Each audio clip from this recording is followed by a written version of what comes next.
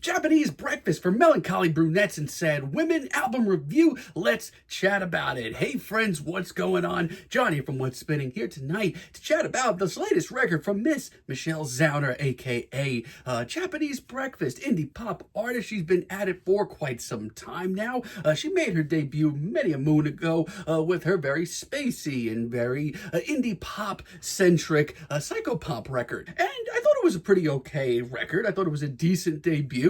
I did really like the atmosphere and the vibes of the record, but I also kind of worried about some of the songwriting at points and some of Michelle's ideas, which I didn't think were as fleshed out as they could be. But there were still a lot of really great moments, enough for me to hang around for her next album, Soft Sounds from Another Planet. And let me tell you, I was infinitely more into this record than her debut. I mean, this was just such a blissful and sweet indie pop record with really catchy hooks, but also really personal and touching lyrics at times as well. But while I did enjoy it infinitely more, I still wasn't blown away by anything that Michelle had done to that point. However, I did stick around for her next record, Jubilee, which did blow my mind. This was exactly what I wanted to hear. I mean, this was her sweetest on the ears record to date, and the hooks, my God. It was fueled by great singles like Be Sweet, but also impeccable deep cuts like Slide Tackle. I ended up giving it a 9 at the time, and I still really love it. Now, this is her first project since, outside of a video game soundtrack and some other works as well, including her autobiography, but this is her first album since then. And I'm going to be real with y'all, leading up to this thing, I've been a little worried about what Michelle's been putting together, mostly because there is a dramatic shift in style from the blissful indie pop of her last few works to a much more atmospheric and lush, beautiful chamber pop sound. And I'm not necessarily the biggest hater on that sound, but I do have to say the singles leading up to this thing have not really been for me. Let's chat about this thing. Now, I will say this, when Michelle focuses on this record, a lot of the sounds that she's putting together are absolutely gorgeous. Here is Someone kicks this record off, and I do love it. This is just such a light, fluffy, and sweet start. I actually just love how delicate this track sounds. It has this sort of waking up feeling to it. The plinking synths, the beautiful harp. There's a lot of this track that's very ear-catching. And as this track rolls on and blossoms, it only gets sweeter on the ears. It's just so quaint and colorful. It makes me smile and feel good. Let me tell you also, a lot of the themes of this record lead to romance, and this is a perfect start to kick off that sound. Really love Honey Water as well. As a matter of fact, this is my track of the record. It's also the longest cut here, just under 5 minutes. I love the passionate vocals that we get here from Michelle, and the themes of love still stay strong. Not only that, but this is just such an obvious sound for her. The dreamy, hazy atmosphere and the strummed riff, it's all gravy for me. Like, this just comes off like a breezy, carefree 90s alternative rock tune, but done by, the way of Japanese Breakfast in a very airy, hazy, indie pop sort of dimension. And let me tell you, it's a great sound for her. I love how sunny it is as well. Little Girl is also really pleasant. I love how hushed and quiet it is. This is easily one of the album's most intimate moments. Michelle's vocals on this cut absolutely melt my heart, and this instrumental is really classy all around. And this, for me, once again, it's just such an obvious sound for her. It's lush, it's dreamy, it's absolutely gorgeous.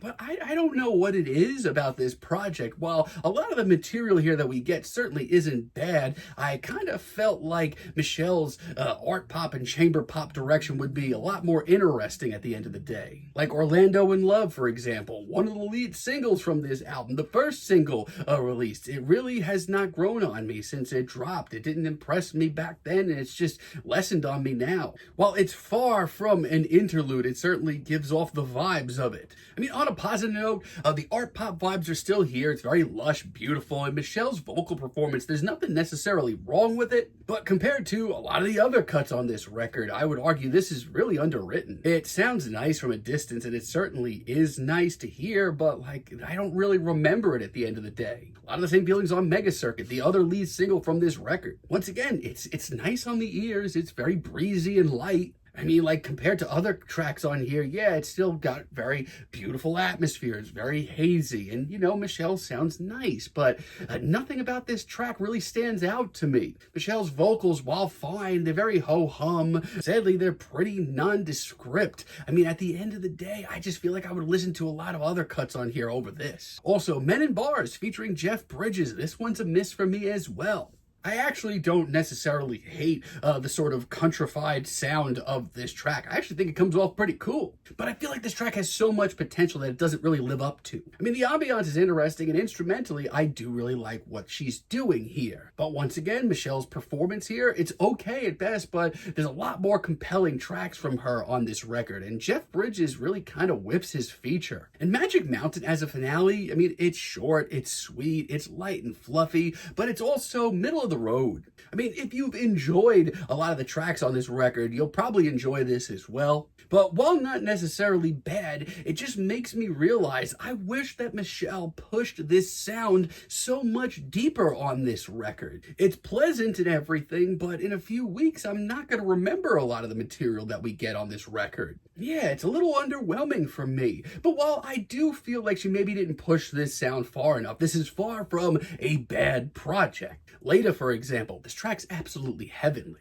Everything about this instrumental is immaculate. She does this sound so much justice here. And through these unbearably sweet and heavenly instrumentals, Michelle sounds like a damn angel. Not only that, but the strummed acoustic riff and the backing vocals are damn near hypnotizing. Also, Picture Window, one of my favorite deep cuts here. This is a track that I feel like the album really needed. While I wasn't necessarily bored with what we were hearing here, the crunchier riff of this track definitely does wake me up a little bit. I love the slide guitar on this track, and vocally, this might be my favorite performance of Michelle's on this entire record. This, to me, is more of a mission statement for the record than any of the singles dropped. And Winter in LA, late in the record, I freaking love this one too. Lyrically, one of my favorite cuts here, a major standout. I mean, the old school sort of retro pop feel to this track, I mean, that's money. And Michelle's performance is just so full of love and life, it just makes me smile. Overall, I wouldn't say this is a bad record. I'm just worried that Michelle really didn't push this sound far enough. Hearing early on the direction that she was going to be going in, I thought that just sounded like a match made in heaven. And when it clicks here, it is a match made in heaven. But I just wish that she just took it a little bit further. It's also a very short record. It's only 10 tracks, about 32 minutes. I just wish that she pushed her ideas just a little bit further. But for now, I'm feeling a decent 6 on this project, but let me know what you all think down below. If you liked the video, be sure to give us a like, give us a subscribe, and let me know down below what you would like for me to chat about in the future. And until next time, have a great day, friends.